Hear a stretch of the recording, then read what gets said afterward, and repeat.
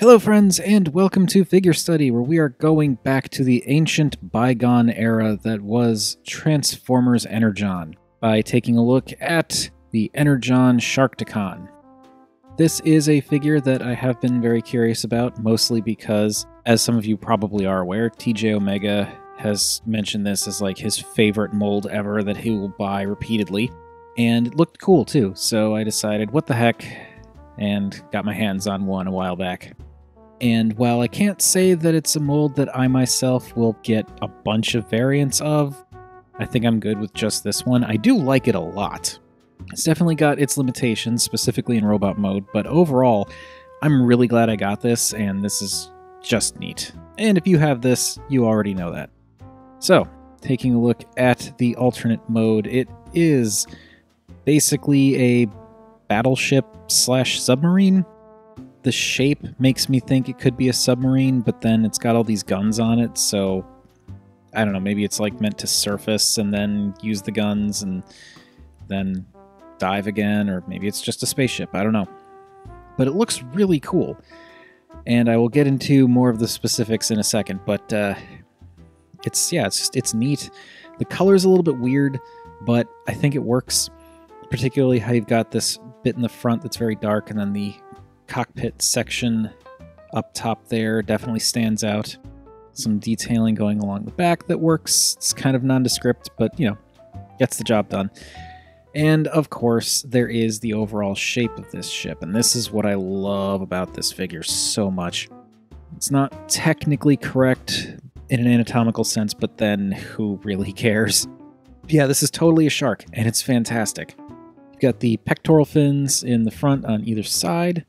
You've got the tail fins instead of one fin, which, yeah, not accurate, but it's also not really a shark. It's just a ship that's designed to look kind of like one. You got the boosters in the back.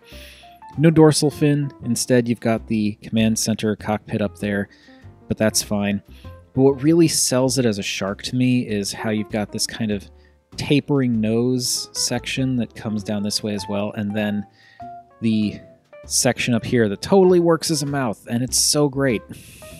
Like, this whole thing taken together totally pulls off the look of a shark, and I love it. It's stylized, definitely, but I really, really like the way this looks. This is fantastic. And the detailing is also very nice. I mean, pretty much everything on the underside we'll look at more in robot mode, so I'm not really going to do much with that, but all of this detail up along the top here is very nice. Lots and lots of molding, some nice silver paint, and this might be tampographed, probably is. And then you've got these separate plastic colors for the guns, which is nice, that helps them stand out, and they even move. There's like 90-degree soft locks on these ones on the side, and the cannons themselves can point up and down. These ones up here can also, it's kind of difficult to do, but they can point up and down. I'll just do one in the front because it's easier. They can move up and down, and they can rotate. And it's just neat. It's really, really neat. Along the back here, again, more detail that'll be visible in robot mode, so not really going to go into it. But I really like this. This alt mode is very cool. And yes, you can do the thing where you can pull out the... yeah, come on. Pull it out. Pull it out. There we go. You can pull out these sections to, there we go. To reveal missile launchers on the inside, and that's fine. And I think it works best in the alt mode. There's something I like to do with them in robot mode, which I will show off when we get there, but yeah. And you can rotate them. So there is that. And I do have the missiles. I don't really care to fire them, but they are there. But yeah, I think overall I prefer... Ow. I prefer to keep this closed up because I just really like the shape of this alt mode and how it definitely has echoes of a shark in its design. It's really cool, really clever. In terms of size, it is deluxe, so this probably won't be super surprising, but... Here he is with Siege Hound, and yeah, you can kind of see a little bit of how the deluxes have gotten smaller over the years, but If you look at it, like, essentially this chunk in front, not counting the back here, is about the same in terms of size as Hound. Feeling them, yeah, this is definitely heavier, but you know what? That's fine. It really is, you know. I've kind of talked about this a little bit before, but times change, costs go up, people gotta make money. Hasbro's a company. They're more interested in a profit, so they gotta do what they gotta do. Also, Duck Tank. Alright, all of the typical stuff is out of the way, so let us get to the robot mode.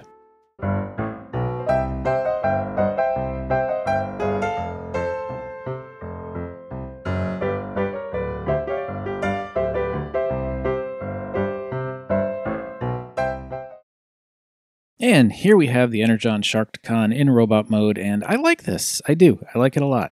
There are definitely some issues in terms of articulation, not so much because of him not having good articulation points. He's actually quite well articulated considering. The issue has more to do with his kibble, specifically and primarily the tail fins that are now on his elbows.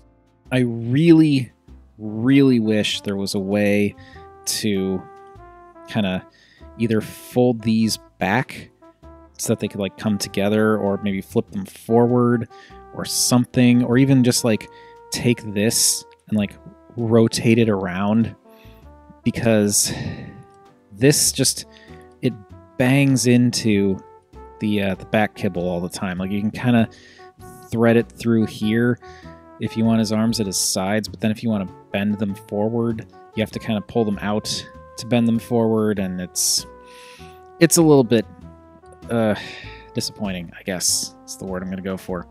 And he also has this whole thing hanging off his back, which is a bit unsightly. However, you can pull it out and like rotate those around like I showed in vehicle mode to give him hip cannons, which I am not a fan of.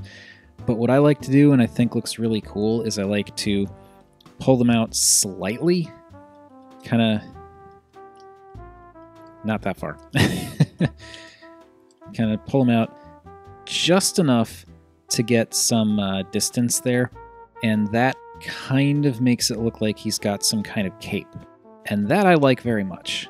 And I also found that by angling his arms inward, it does kind of give him the monkey arms in a way, sort of, but it actually kind of works if you want to just have him standing there in a kind of like, I'm gonna mess things up sort of pose. Why are you tilting so much? Okay, seriously, what is going on there? Yeah, this does look pretty darn great. I like the color breakup here. And yeah, pretty much all of the dark colors on his back now, but I think that kind of works, especially if you kind of give him the context of that being a cape. And again, when you flare it out, because of the way it works, the gaps actually flow with his legs, so it does an even better job of making it look like one big cohesive cape, even though if you spin him around, there's totally the gaps there. But it works, and I really like how that works. In terms of the rest of his design, I think the color is quite cool. I mean, yeah, it's a little bit garish, but garish in a way that works, because you've got that bright orange with the bright purple, and then some yellow, some red, and just enough silver in the midsection to be interesting. He's got lots of fin-like pointy bits too, like on the elbows, the knees, the feet are also pointy, and we will look at the head in a minute. It comes together really nicely. It's very cool. It's also impressive that, considering the way that this guy's made to transform with his entire lower half coming up and clipping into the upper half, he actually still has waist rotation. That's pretty great. Give his head a little turn, and he looks like some kind of regal bad guy like this, and I love it. I imagine that's probably not his character, but I don't care. Just aesthetically, this looks fantastic. Now, looking into the details a bit more, you can see the feet both have this kind of very dark turquoise color and the red accents, which is nice. Some really nice molding on the legs and the fins, which are broken up with some nice color differences there, but like just the molding is great. The thighs have some nice molding, as well as a little bit of yellow to kind of It doesn't quite match the orange, but it ties into what's up there a little bit, so there's that. And then in the midsection, some nice molding as well, as I said, with the silver, but then you also get some red. And they painted like a lot of really nice little accents in here. I really do like that. And there's the, I believe, spark crystal in his chest, which kind of take it or leave it. I don't care, but I don't hate it. And it's centralized, so it kind of works with the design. The only real gripe I have with the color is the yellow here looks a bit faded, like they could have done another pass to kind of keep it brighter. It's like here it looks like there were enough layers. There, not so much. But it still looks cool, and I just dig the mechanical design that they've got going in here with all the molding and the little bits that have been picked out in color. Granted, there's 0 paint on the arms. I don't really count the fins here. But you do get a little bit of that kind of coppery brown color in the shoulders, which does look good. And it kind of follows this line all the way across. I always kind of enjoy it when a design does that. And the way those shoulders come out too, that also helps to kind of complete the sort of regal look and also make it look like a cape. Like I know these are just his shoulders, but because they come out so far, they almost look ornate. And it makes it look like, at least from this angle, like this cape could be attached to the shoulders as part of some kind of ceremonial decorative thing. I don't know. I'm basically talking out of my butt here, but it's what it makes me think of. As for the head, it's kind of almost like a swim cap motorcycle helmet motif going on here. And it of course has that like shark fin-esque kind of sweep back fin thing going on. Also on the sides. And it's nicely painted going all the way back too, which is good. I like the color breakup, how you've got the primarily red, but then you've got the purple and the silver. The dark face definitely doesn't blend in with the helmet. The only problem is the light piping for the eyes is, as you can tell, not great. Right now it looks like he does not have a face. I don't necessarily mind that, but it's just a shame. But then when I hold him up to my lights and actually get some really, really solid light behind his head, you can see that he actually does have eyes. You just can't make them out because of the fact that the face is so dark and the light piping isn't great, and the eyes themselves are rather dark. It's got me thinking it might be kind of nice to maybe go and paint the eyes. The only problem is I would want to take the light piping block out so that I could paint it cleanly, and that's probably not going to work because that head doesn't really have any screws on it that I could see. But who knows, maybe if I'm careful I can just go in very delicately and take care of it. Anyway, here he is with Siege Hound, and yeah, he is taller. Maybe not quite a head, maybe a half a head, 2/3 of a head taller than Hound, though a significant chunk of the Sharkticon's mass is just hanging off his back, so that's something to consider. And also the figure is from a time when they were able to kind of go a little bit more all out with their designs. Like I said, budgetary stuff, you know. The times, they are a-changin'. Duck Tank.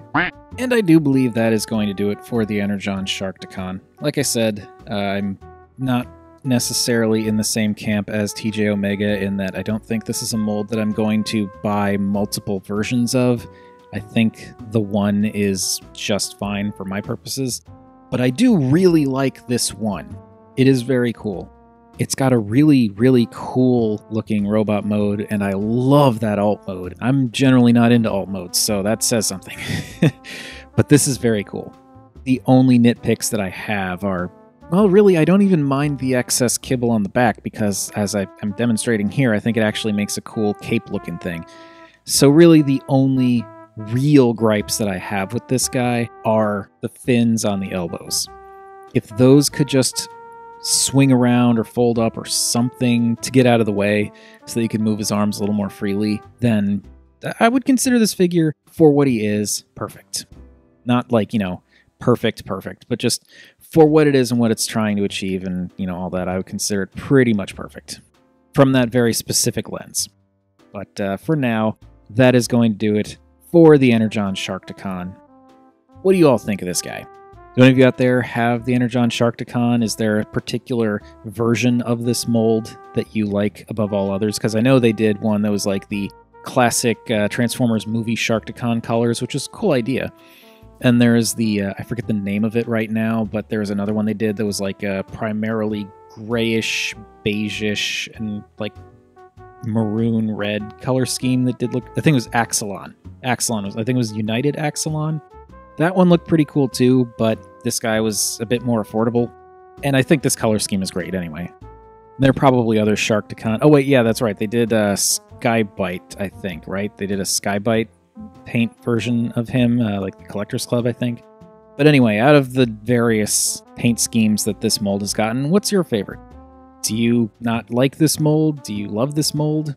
Are you familiar with any sort of customization tweaks that could possibly alleviate the fin issues that I'm having?